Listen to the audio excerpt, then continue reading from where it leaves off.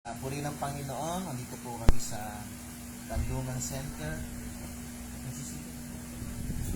Hindi makikita. Sige, let us worship the Lord.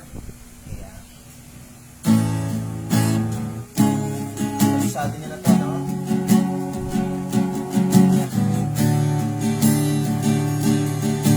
Sabay tayo, ha? Ilang beses na ba nagapa? Tuloy pa rin ang pagtawag mo sa akin. Ilang beses na bang nagkasala? Pero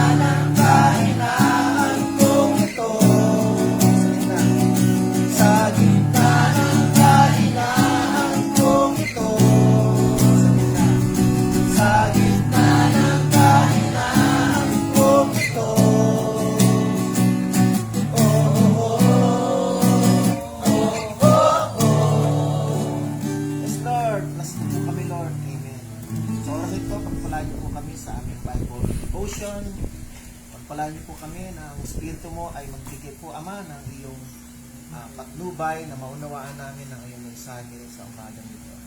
Salamat po, Ama. Pinatas ko po in Jesus' name we pray. Amen. Okay, thank you. Sige, open your Bible. Sana tayo? Marcos tayo, di ba? Oo nga. Si Jesus at si Beelzebul.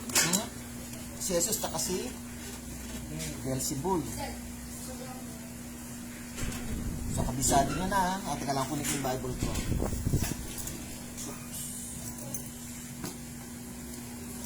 Okay. Anong verses yan? Anong chapter? Marcos 3. Marcos 3. Ha? Marcos 3 verse okay. Hindi, ano to? Tapos tayo dito Tapos po tayo sa Jesus sa Biblia ng Apostol. So verse ano tayo? 20 na? Sigurado kayo? Di na lang rito ang bata sa kanya. Tama ba? Marcos, ay teka lang, mali ako pala mali. Sa jail pala yon. Marcos 3:20. Okay, tama. Sige. Lord God, gabayan niyo po kami, Ama. Napas ko po ito. In Jesus' name, pray. Amen. Okay, andito po kami sa Mateo Kandungan Center under Juvenile Justice Welfare Act. Sige, Marcos 3. Sino una magbabasa? Hanggang ano tayo? Hanggang verse 30, 20 to 30. So, si ano muna? Ikaw na magbasa. Oo. 20, 21, 22, ikaw na, 23, 24. Sunod-sunod hanggang 30. Okay, sige. Verse 20. Pakibasa ano. Ay lakas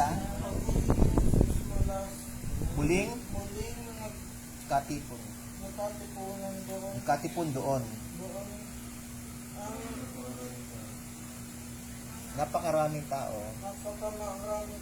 kaya na sila nagkaroon na pagkakataon kumain okay, 21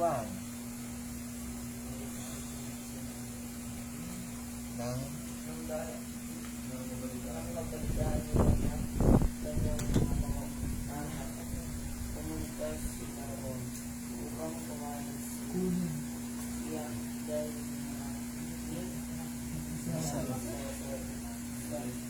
siya ay sinaan ng balik. 22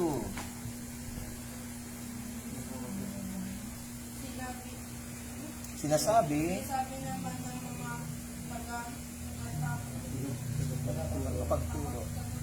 tagapagturo kautusan na galing sa Diyos. Jerusalem. Siya sa piyan siya Beelzebul.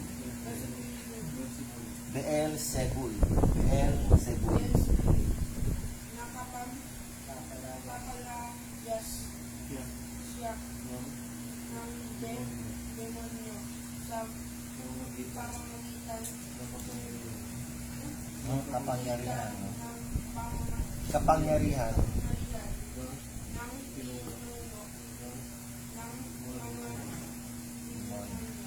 23 dahil dito ang lalaki ni Jesus ang mga tao sinabi sa kanila ang ilang balinaga sabi niya paano mapalayas mapapalayas papalayas sa kanyang sarili. verse 24 Kapag naglaban-laban ng mga mamamayan, mga Samaria, sa mga kapakayan niya, 25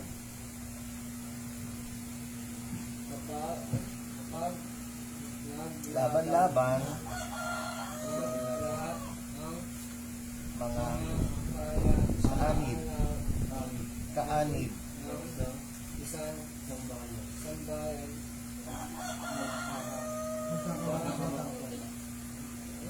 nakakawatak-watak nakakawatak-watak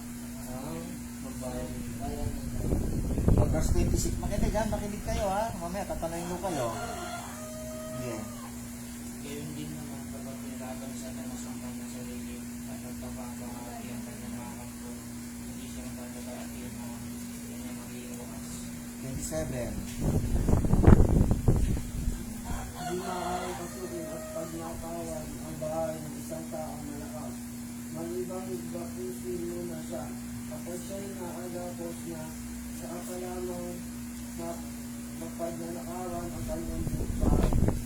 28. Ang dahil nito, maaaring patawarin ang tao sa lahat ng kanyang kasalanan at Pag pagpalapas na. paglapastangan. Ako na yung 29 tsaka 30 ha. O makinig ha. Ngunit, ang sino mang lumapastangan sa Espiritu Santo, ano ibig sabihin ng lapastangan? Meron pong sumaway. Sumuway, magkasala, manlait. Ngunit ang sino mang lumapastangan sa Espiritu Santo ay walang kapatawaran, sapagkat siya ay nagkasala ng walang hanggang kasalanan. Sinabi ito ni Jesus sapagkat sinasabi ng mga tao na siya'y sinasapian ng masamang espiritu. Okay. So, verse 20. Balikan natin binasa ni ano. Ang pangalan mo? Ha? Andre? Okay. Andre. So, dito, hanggang pag-uwi ni Jesus, muli nagkatipon doon ng napakaraming tao, kaya hindi na sila nagkaroon ng pagkakataong kumain pa. So, doon, I think sa Capernaum, nang mabalitaan iyon ng kanyang mga kamag-anak, si Jesus ay taga Nazaret, ha? Pumunta sila roon upang kunin siya dahil marami nagsasabi na siya ay nasisiraan ng bait. So, may mga tao nagsasabi kay Jesus nasisiraan daw siya ng bait. Alam niyo ba ibig sabihin nun? Yung parang nawawala raw sa sarili. Yun ang kwento. Verse 22, sinasabi naman ng mga tagapagturo ng kautusan, ito yung mga eskriba, ha? Makinig ha? Nagkapagturo ng kautusan sa Jerusalem, sinasapian siya ni Beelzebul, na kapag papalaya siya ng demonyo, sa pamamagitan ng kapangyarihan ng pinuno ng mga demonyo. Maraming tayong dinaanan, di ba, na si Jesus ay nagpapagaling, nagpapalayas ng masamang espiritu. So ngayon, yung mga tao na mga religious leader, mga eskriba, Pariseo, ang Pariseo ay noong panahon nun, sila yung nag-aaral, nag-interpret, umuupo sa upuan ni Moses. Sabi sa Mateo chapter 23, verse 1 to 3, sila yung tuturo ng mga batas. Dito ka hindi kita makita. Okay? So, pinagbibintangan si Jesus daw ay nagpapalayas ng mga masamang espiritu sa pamamagitan ng demonyo. Si Beelzebul, siya ay Diyos-Diyosan ng mga pagano ng panahon nun ni Jesus. Galit ang mga Hudyo, ang mga eskriba sa mga Diyos-Diyosan. Actually, ang kinikilala lang Diyos-Diyosan na Diyos sa Beelzebul, karamihan mga taga-Samaria. At saka marami nakapaligid doon outside Jerusalem na may mga sumasamba sa Diyos-Diyosan pa rin. Kasi nung dumating si Jesus, nung panahon ni Jesus doon, hindi naman nawala lahat yung mga dayuhan na sumasamba sa Diyos-Diyosan. Andun pa rin. Ngayon, nagpapalayas daw siya sa pamamagitan ni Beelzebul na tinuturing na demonyo. Tinuturing na demonyo noon. Okay. So, pinagbibintangan si Jesus. 23. Dahil dito, pinalapit ni Jesus ang mga tao at sinabi sa kanila ang ilang talinhaga. Sabi niya, so dahil pangit yung accusation kay Jesus na nagpapalaya siya ng masamang espiritu, kailangan ipaliwanag niya yon ng maayos. Kasi hindi nila maintindihan si Jesus. Ngayon, sabi ni Jesus, lumapit sila, nagkwento siya ng talinhaga. Ang talinhaga ay isang kwento ito ng paglalarawan na nangyayari, pero hindi ina-address to na kahawig doon sa pangyayari na ginawa ni Jesus. Okay? So, nakuha nyo? Okay lang kayo? Gutom na ba kayo? Oo, gising na lang eh.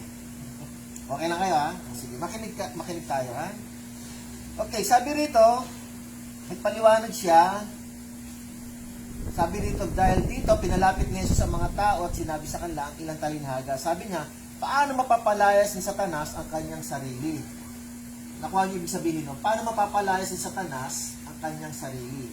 Parang sinasabi ni Jesus, kung siya ay nagpapalayas sa pamamagitan ng demonyo, papalayasin niya ba yung kapwa niya demonyo? Parang gano'n ang gusto niya sabihin. Paano mapapalayas ni Satanas ang kanyang sarili? So, dagdagan natin. Ang sabi rin dito, okay, verse 24, kapag naglaban-laban ang mga mamamayan ng isang kaharian, mawawasak ang kaharian iyon. Pag nagkaroon ng tinatawag na naglaban-laban yung mga tao sa loob, o kaya nagkaroon ng kudita, alam niyo kudita? Hindi niyo pa nabutan yung mga panahon ng 1990s o 80s, no? Kudita, no? Halimbawa, military, junta. Pag ang military, bumaliktad, mga military, bumaliktad, lumaban sa gobyerno, hindi magtatagumpay yung, yung bayan na yon. So, parang gano'n ang sinasabi ni Jesus. Okay. Pag may nagrebelde, no? Mawawasak ang kahariang iyon. Verse 25, kapag naglaban ang mga kaanib ng isang sambahayan, magkakawatak-watak ang sambahayan iyon. Halimbawa dito, pag kayo ay nag-away-away na kayo, siyempre magkakaproblema ang kanlungan kapag paghihiwalayin kayo, o kaya baka iba sa inyo ay dadali sa tanay. Nababaltaan niyo yung tanay? May nagaling na ba? May nabalita na ba? May nagawa na bang galing dito dinala sa tanay? Yes. Mas mahirap ang tanay, mas mahigpit. Diba? Dito, para lang kayong nasa bahay, may house parents kayo. Pero pag sobrang talagang pasaway at hindi nakakayanin, dinadala sa tanay. Ang tanay, ang institution yun, standard doon, na mahigpit doon. Meron kaming pastor na nagtuturo din doon sa tanay. May kakilala kaming pastor na kasama namin sa Kaya, siyempre, ayaw ninyo mag-away-away kayo. Tama ba? Nagkakasundo ba kayo dito? Mabuti, para walang mapunta doon. So, sabi dito, kapag nagkaroon ng kaguluhan, hindi nagtatagal iyon, nagkakawatak-watak. Verse 26, gayon din naman kapag kinalaban ni Satanas ang kanyang sarili, ay nagkakabahabahagi ang kanyang mga kampon. Hindi siya magtatagal at iyon na ang kanyang magiging wakas. Okay, kung sinasabi nila na si Jesus ay nagpapalayas daw ng demonyo sa pamamagitan din daw ni Beelzebul, ay demonyo rin yung tinutukoy nila ng Beelzebul. Kung halimbawa si Jesus daw, halimbawa lang, kung siya ay demonyo, pinalalayas ang demonyo, hindi magtatagal yung kaharian na yon.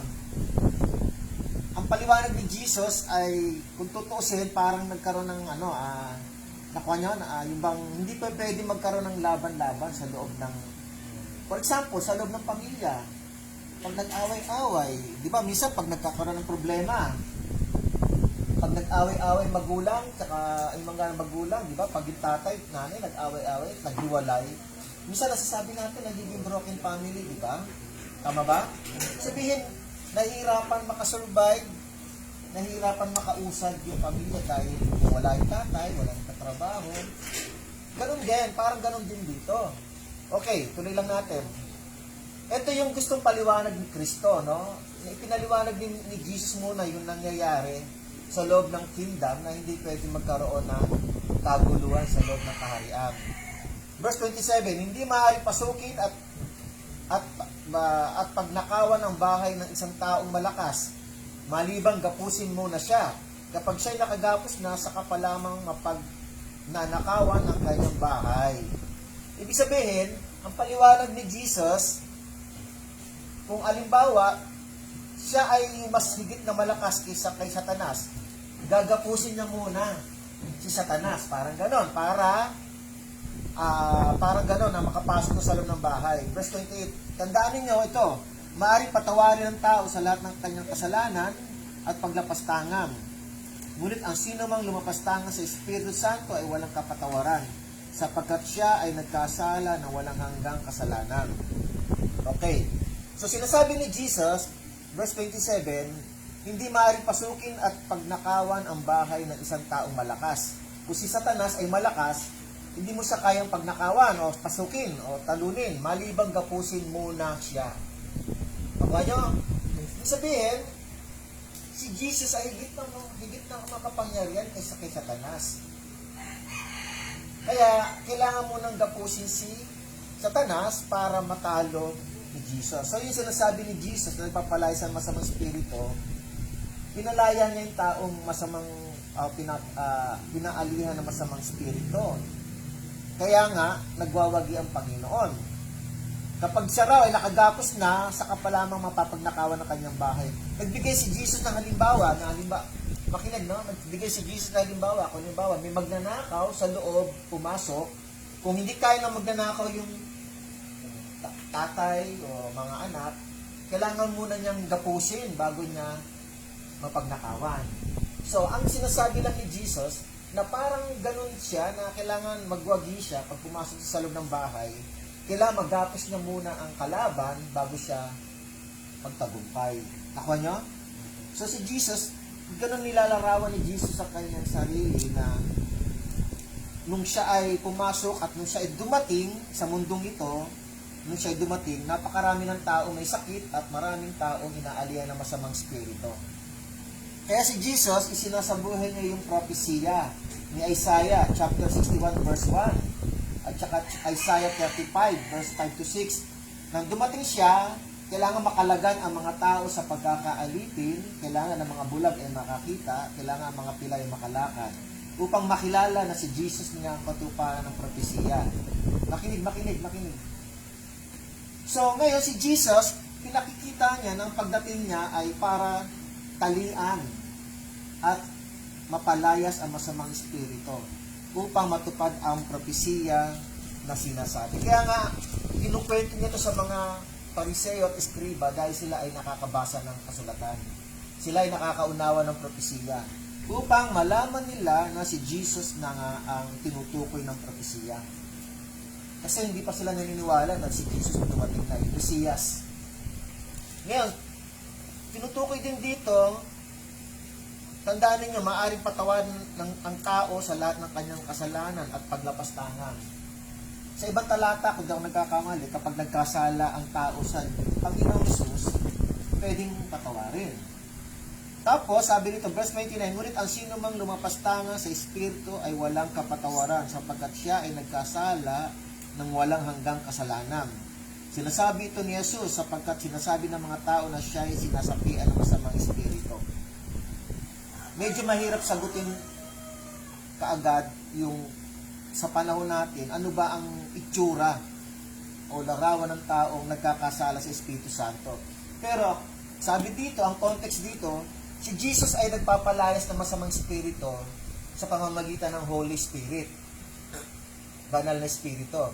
Ngayon, nagsisinungaling ang mga Eskriba at Pariseo, ibinibintang kay Jesus na siya ay nagpapalayas daw sa pamamagitan ng demonyo.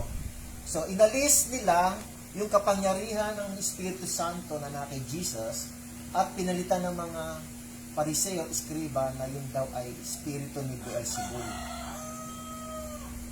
Doon, nagagalit ang Panginoon na ipinagsisinungaling yung mga mabubuting bagay na ginagawa ng Espiritu Santo. Yun ay paglapastangan sa Espiritu Santo. Lahat ba kayo Katoliko? So lahat tayo, kahit kami, naniniwala kami sa tinatawag na the Father, the Son, and the Holy Spirit. Diba? Pero sa panahon natin ngayon, marami nakakakilala sa Ama, marami nakakakilala kay Kristo. Pero yung galaw at yung manifestation ng Holy Spirit, maraming hindi nakakakilala. Maraming hindi nakakaunawa sa kilos ng banal na Espiritu. Nasa panahon tayo ng banal na Espiritu, hindi natin nakikita si Jesus physically yung picture niya. Kaya dapat ang tao ay puspos ng banal na espiritu. Si Jesus, nasa banal na espiritu siya ng mga panahon na yon na nagpapalayas ng masamang espiritu. Kaya nga, ang pangontra at panglaban sa mga masamang espiritu o evil spirit ay ang Holy Spirit. Ang makakatalo lang sa demonyo, sa mga evil spirit, ay ang Espiritu ng Panginoon. Ngayon, Espiritu ng Panginoon na kay Jesus, ang Holy Spirit, ay pinagbintangan pang Espiritu daw ng demonyo. Kaya nga sabi ni Jesus, ang sino man magkasala sa banal na Espiritu ay walang kapatawaran. Mga kapatid, lahat tayo nagkakasala. Si Eva at Adan, nung nagkasala siya at hanggang sa panahon na dumating si Jesus, lahat ng mga kasalanan ng tao sa Diyos Ama napatawad sa pamamagitan ni Jesus. Amen? Ulitin ko lahat ng mga kasalanan na gawa ng tao sa Diyos Ama ay napatawad sa pamamagitan ni Jesus. Yung kamatayan niya at pagkabuhay. So lahat ng tao naman na nagkasala kay Kristo ay napatawad din.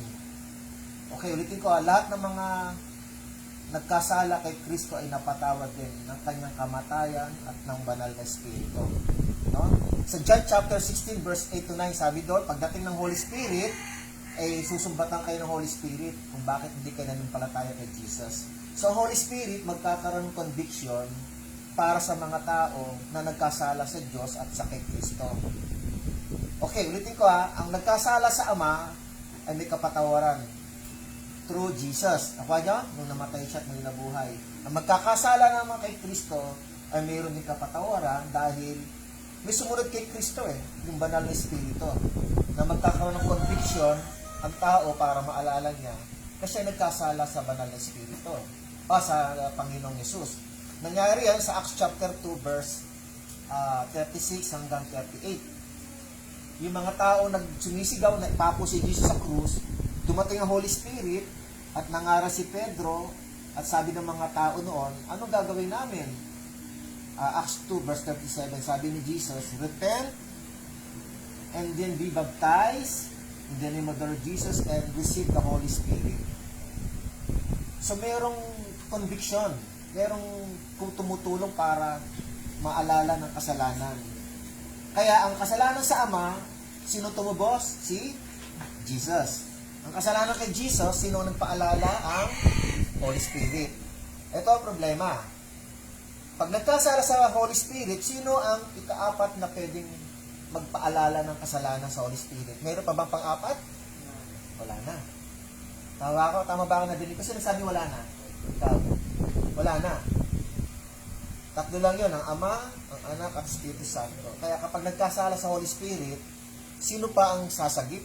Sino pa ang magliligtas? Wala na. Dahil hanggang ngayon, nasa panahon tayo ng banal na Espiritu, at pagdating ng Panginoong Yesus, at malapit na yung tinatawag na pag dumating siya, andun na rin yung halos very close, yung tinatawag na judgment. Kakatulan na tayo. Sabi sa Hebrew chapter 9 verse 28 at 27, minsan lang mamamatay ang tao pagkatapos ng kamatayan ay pag-uukom na. Kaya lahat ng mga kasalanan ng tao ay hahatulan tayo. Ano man ang ginawa nating mabuti o masama, hahatulan tayo.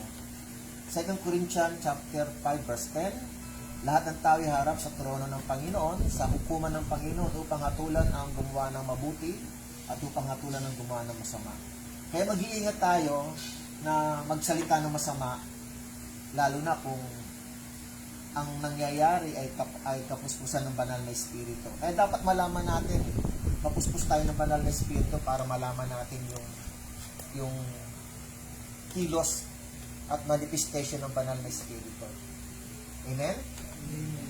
So, ingatan natin yung magkasala. Pero hanggat maaari, ingatan natin magkasala sa Ama, sa Anak, sa Espiritu Santo, at magkasala sa kapwa natin.